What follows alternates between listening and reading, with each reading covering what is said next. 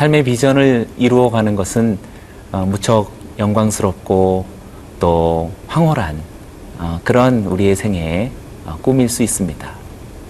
그러나 그 비전을 이루어가고 성취하는 것은 부단히도 우리의 삶의 아주 일상적이고 평범한 하루하루의 연속이라고 말할 수 있을 것입니다.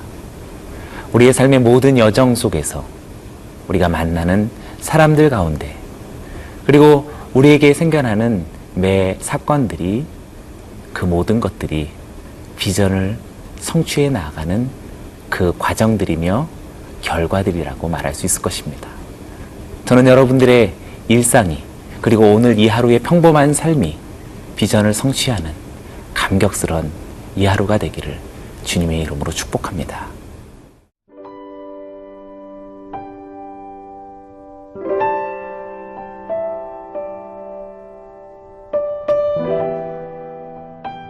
사도행전 20장 1절에서 12절 말씀입니다.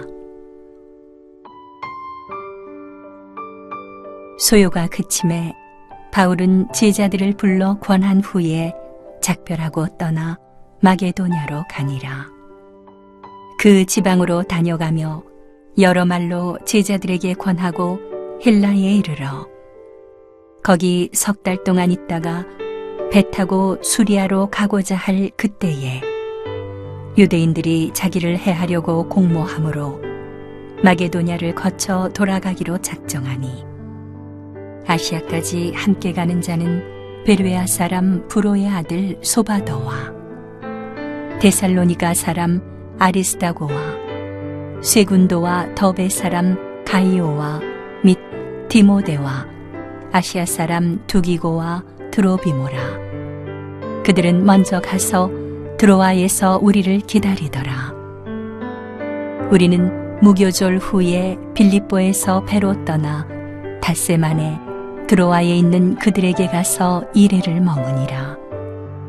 그 주간의 첫날에 우리가 떡을 떼려 하여 모였더니 바울이 이튿날 떠나고자 하여 그들에게 강론할세 말을 밤중까지 계속하매 우리가 모인 윗다락에 등불을 많이 켰는데 유두고라 하는 청년이 창에 걸터 앉아 있다가 깊이 졸더니 바울이 강론하기를 더 오래 하매 졸음을 이기지 못하여 3층에서 떨어지거늘 일으켜 보니 죽었는지라. 바울이 내려가서 그 위에 엎드려 그 몸을 안고 말하되 떠들지 말라, 생명이 그에게 있다 하고 올라가 떡을 떼어 먹고 오랫동안 곧 날이 새기까지 이야기하고 떠나니라. 사람들이 살아난 청년을 데리고 가서 적지 않게 위로를 받았더라. 바울은 정들었던 에베소에서의 3년간의 사역을 마치고 이제 로마도 가보아야 하리라 라고 하는 그런 새로운 비전을 가슴에 품고 이제 예루살렘을 거쳐 그렇게 로마로 갈 계획을 품게 됩니다. 그렇게 예루살렘을 거쳐 로마로 가려고 하는 그 모든 여정 가운데 일부가 오늘 본문 말씀에 나타나고 있습니다. 1절과 2절의 말씀을 제가 한번 읽어보겠습니다. 소요가 그치자 바울은 제자들을 불러 권한 후에 작별하고 떠나 마게도니아로 가니라. 그 지방으로 다녀가며 여러 말로 제자들에게 권하고 헬라에 이르러.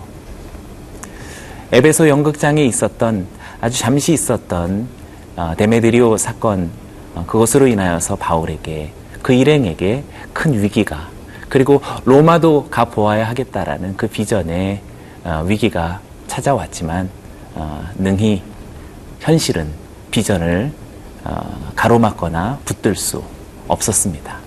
소요가 그렇게 그치고 바울은 이제 이 여정의 길을 나아가기 시작합니다. 그런데 본문 말씀을 잠잠히 느껴보시길 바랍니다.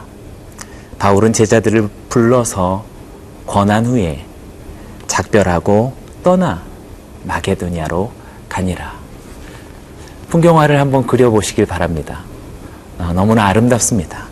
바울은 에베소에 있었던 데메드리오 사건으로 인해서 마음의 상처를 입을 수 있었고, 또 앞으로의 삶에 신앙에 경직될 수 있고 위축될 수 있는 그런 큰 사건이 그들을 핥히고 지나갔지만, 바울은 그들을 권합니다.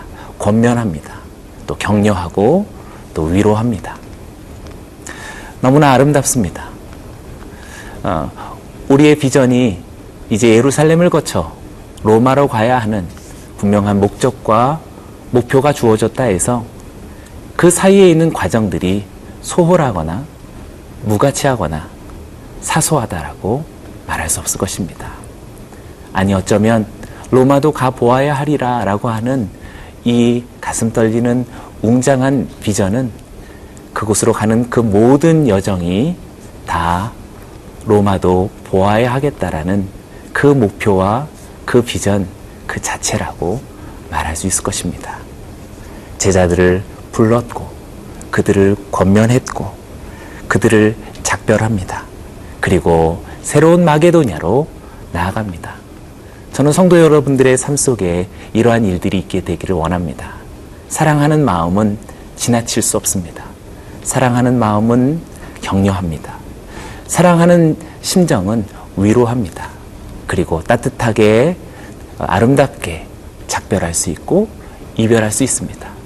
진정한 비전은 오늘을 위로하고 또 오늘을 이별합니다. 그리고 새로운 마게도냐를 향해 나아갑니다. 우리 모두가 이런 삶을 살게 되기를 원합니다.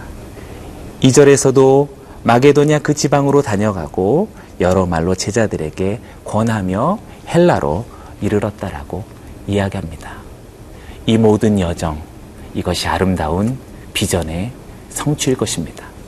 여러분들의 오늘 어디로 가는 그 모든 행선지 속에 비전을 이루어가는 일들이 이루어지기를 원합니다. 또한 4절의 말씀은 이렇게 이야기합니다. 아시아까지 함께 가는 자는 베레아 사람 부로의 아들 소바더와 데살로니가 사람 아리스다고와 세군도와 더베 사람 가이오와 및 디모데와 아시아 사람 두기고와 드로비모라.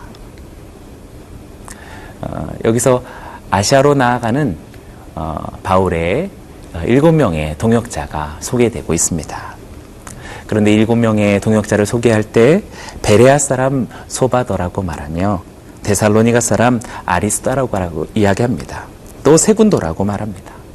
더베 사람 가이오, 디모데가 있고 또 아시아 사람인 두기고와 드로비모가 있다라고 이야기합니다. 여러 출신지 그리고 다양한 문화와 배경과 삶의 스토리를 가진 그런 7명의 동역자들이 바울과 함께하고 있습니다. 사랑하는 우리 동역자 여러분, 여러분들의 삶 속에 오늘 누구를 만나고 또 어떤 동역자가 있는지 돌아보기를 원합니다. 저는 여러분들의 삶 속에 아름답고 풍성한 동역자들이 있게 되기를 원합니다.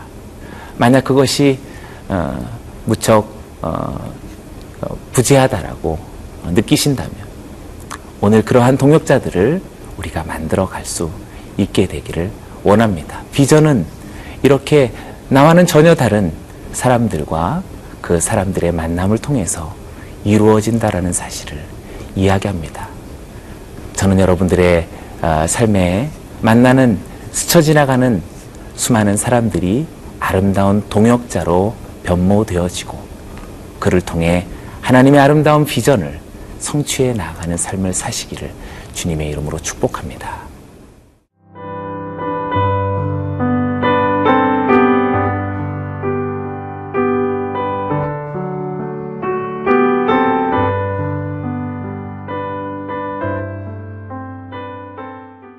아시아로 가고자 하였던 바울의 일행들 중 7명의 동역자들은 먼저 드로아로 가게 되고 5일 후에 바울의 일행이 그들과 드로아에서 만나게 됩니다.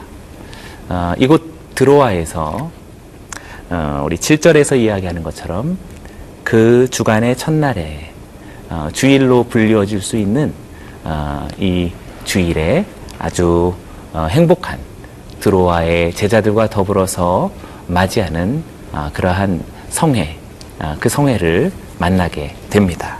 7절을 제가 한번 읽어보겠습니다. 그 주간의 첫날에 우리가 떡을 떼려 하여 모였더니 바울이 이튿날 떠나고자 하여 그들에게 강론할세 말을 밤중까지 계속하매. 떡을 떼려 하고 모였는데 이튿날 떠나고자 하는 여행의 목표가 있었기에 아마 밤새도록 이 강론이 이어졌던 것 같습니다. 8절에 우리가 모인 윗다락에 등불을 많이 켰는데 라고 하는 깊은 밤에도 수많은 사람들이 모여서 다락방까지 운집한 드로아 성도들의 이 말씀에 대한 열정을 만나볼 수 있겠습니다. 그런데 문제는 여기에 있습니다. 9절입니다.